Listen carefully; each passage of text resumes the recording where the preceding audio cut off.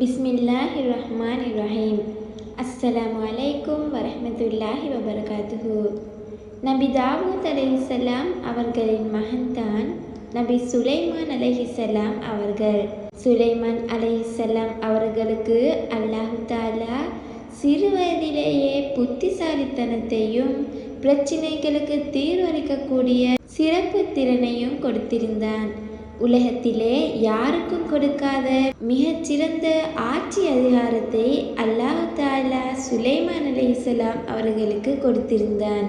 இன்னும் ஏராளமான சிறப்புகளை சுலைமான் நபி அவர்களுக்கு அல்லாஹ் தஆலா கொடுத்தான். அல்லாஹு ரப்புல் ஆலமீன் சுலைமான் நபிக்கு ஒரு சோதனையை கொடுக்கிறான். அல் குர்ஆனில் 38வது அத்தியாயம் 30 முதல் 35வது வசனம் வரைக்கும் தாவூதிற்கு சுலைமானை நம் மகனாக தந்தருள் புரிந்தோம். அவர் மிக நல்லடியார். மெய்யாகவே அவர் ஒவ்வொரு விடயத்திலும் நம்மை நோக்குகிறார் என்று அல்லாஹு ரப்புல் ஆலமீன் இந்த வசனங்களிலே கூறிவிட்டு அடுத்த வசனங்களிலே சொல்கிறான். உயர்ந்த குதிரைகள் ஒரு நாள் அவர் முன் கொண்டு வரப்பட்ட பொழுது அதை பார்த்து கொண்டிருந்ததனால் சூரியன் அஸ்தமிட்டு அவருடைய அசர் தொழுகை தவறிவிட்டது. நிச்சயமாக நான் சூரியன் மறைந்துவிடும் வரையில் அல்லாஹுவின் திருப்பெயரை நினைவு கூறுவதை விட்டும் பொருளை அதிகமாக அன்பு கொண்டு விட்டேன் என்று மனம் வருந்தி அவைகளை என்னிடம் கொண்டு வாருங்கள் என்று கூறி அந்த குதிரைகளின் கழுத்தையும் பின்னங்கால்களையும் கையினால் நீவி தடவி கொடுத்தார். நிச்சயமாக சுலைமானை நாம் இன்னொரு விடயத்திலும் சோதனை செய்து பார்த்தோம். ஒருமுறை அவருடைய சிம்மாசனத்தில் ஒரு முண்டத்தை எரித்தோம். உடனே அவர் நம்மளவில் திரும்பிவிட்டார். ஆகவே அவர், என் இறைவனே, என் குற்றங்களை மன்னித்து எனக்கு பின்னால் யாருமே அடைய முடியாத ஆட்சியை எனக்கு நீ தந்தருள் புரிவாயாக. நிச்சயமாக நீ பெரும் கொடையாளி என்று சுலைமான் அலைஹிஸ்ஸலாம் அவர்கள் பிரார்த்தனை செய்ததை அல்லாஹு ரப்புல் ஆலமீன் அல் குர்ஆனில் கூறுகிறார். அதேபோல சுலைமான் அலைஹிஸ்ஸலாம் அவர்களுக்கு ஒரு அழகிய குதிரை ஒன்றும் இருந்தது. மேலும் சுலைமான் நபிக்கு அல்லாஹ் தஆலா ஏராளமான அற்புதங்களையும் வழங்கியிருந்தார். ஜின்களையும் பறவைகளையும் கட்டுப்படுத்தக்கூடியவர்களாக இருந்தார்கள். பறவைகளின் மொழியை அறிந்தவராகவும் பறவைகளுடன் பேசும் ஆற்றல் உடையவராகவும் இருந்தார்கள். மேலும் காற்றை வசப்படுத்தக்கூடிய ஆற்றலையும் அல்லாஹ் தஆலா வழங்கினான். அந்த காற்று அவர்களை சுமந்து அவர்கள் விரும்பும் இடத்திற்கு கொண்டு செல்லும். ஒருமுறை சுலைமான் நபி அவர்கள் தன் படையினரோடு அப்போது எறும்புகள் அணிவகுத்து போய்கொண்டிருந்தது. அதில் ஒரு எறும்பு மற்ற எறும்புகளிடம், சுலைமான் நபியின் படை வருகிறது, நீங்கள் எல்லோரும் உங்கள் புற்றுக்குள் சென்று விடுங்கள், இல்லையென்றால் அவர்கள் உங்களை எல்லோரையும் மிதித்து கொண்டு சென்று விடுவார்கள் என்று உபதேசம் செய்தது. இவ்வாறு மிகச் சிறிய எறும்பின் குரல் வெகு தூரத்தில் இருந்த சுலைமான் அலைஹிஸ்ஸலாம் அவர்களுக்கு கேட்டது. நபி சுலைமான் அலைஹிஸ்ஸலாம் அவர்கள் எறும்புகள் பேசியதை கேட்டு சிரித்து கொண்டு, என் இறைவனே, நீ என் மீது என் தாய் தந்தை மீதும் புரிந்த உன்னுடைய அருளுக்கு உனக்கு நான் நன்றி செலுத்த நீ எனக்கு அருள் புரிவானாக. உனக்கு திருப்தி அளிக்கக்கூடிய நற்செயல்களையும் நான் செய்யக்கூடிய பாக்கியத்தை அருள் புரிந்து கொண்டும் என்னை உன்னுடைய நல்லடியார்களில் சேர்த்து விடுவாயாக என்று பிரார்த்தனை செய்தார்கள். சுலைமான் நபிக்கு மிக பெரிய ஆட்சியை அல்லாஹ் ரப்புல் ஆலமீன் கொடுத்தான். ஒரு நாள் ஹுத்ஹுத் என்ற பறவை காணவில்லை என்பதை சுலைமான் நபி அவர்கள் உணர்ந்தார்கள். அந்த பறவை வராததற்கான காரணத்தை சொல்லவில்லை என்றால் அதை தண்டிப்பேன் என்று சொன்னார்கள். கொஞ்ச நேரத்திலேயே அந்த பறவை அங்கு வந்து சேர்ந்தது. அந்த பறவை தாமதமாக வந்ததற்கான காரணத்தை கூறியது. நீங்கள் அறியாத ஒன்றை நான் கண்டுபிடித்ததாக அந்த பறவை கூறியது. இதனை கேட்ட சுலைமான் நபி கோபத்தை மறந்து ஆர்வத்துடன் அது என்ன என்று கேட்டார்கள்.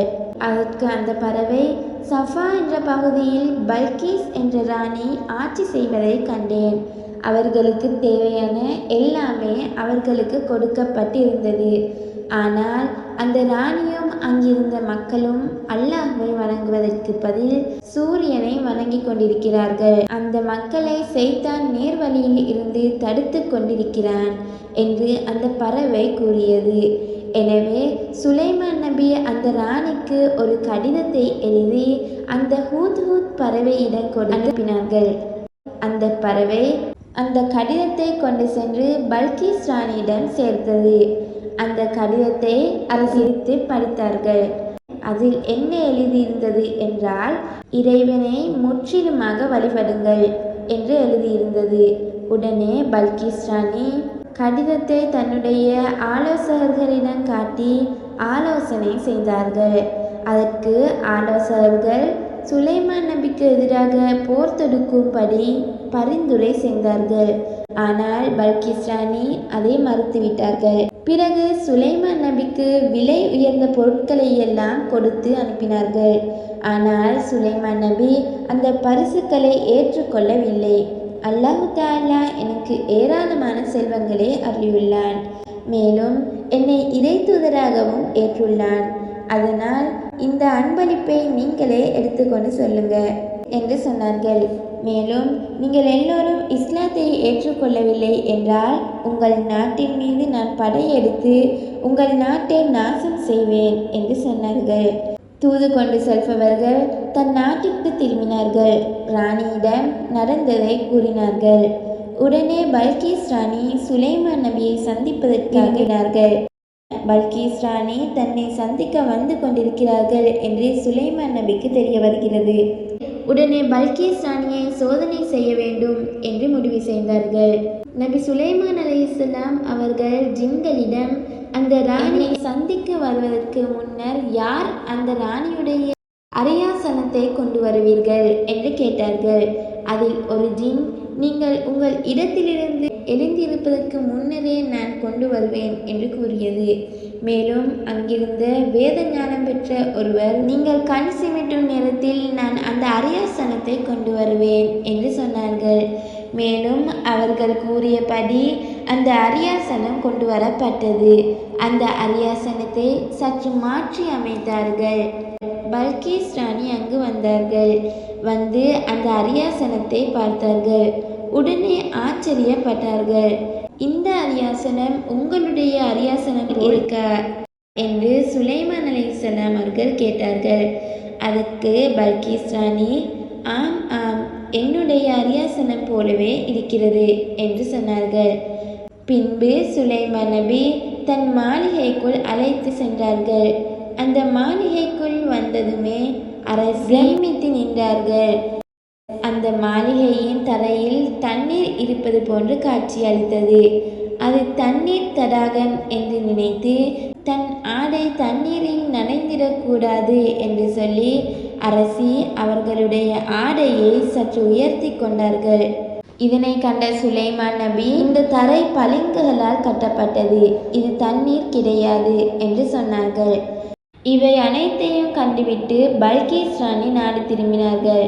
பின்பு, இறைவா, நான் அறியாமல் இத்தனை நாள் வரைக்கும் சூரியனை வணங்கி வந்தேன். என்னை பின்பற்றிய மக்களும் சூரியனை வணங்கி வந்தார்கள்.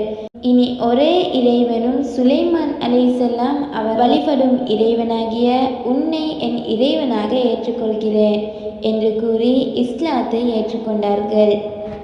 முதல் மனிதன் வணங்குவதற்காக கட்டப்பட்ட பள்ளிவாசல் மக்காவில் இருக்கக்கூடிய கௌபா.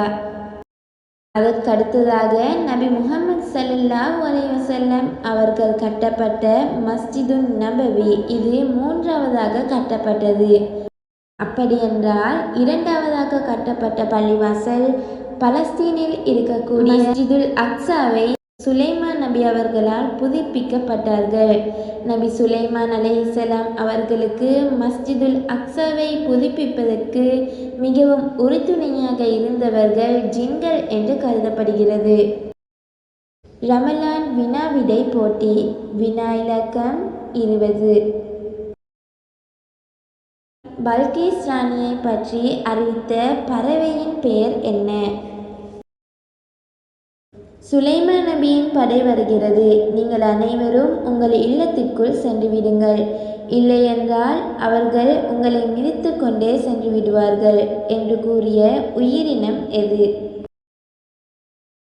இதற்கான சரியான விடையை இன்று இரவு 9 மணிக்கு முன்னர் உங்கள் பெயர், வயது, ஊர் மற்றும் பதிவு எண் என்பவற்றை குறிப்பிட்டு இதிலுள்ள தொலைபேசி இலக்கத்திற்கு வாட்ஸ்அப் மூலம் அனுப்பி வையுங்கள்.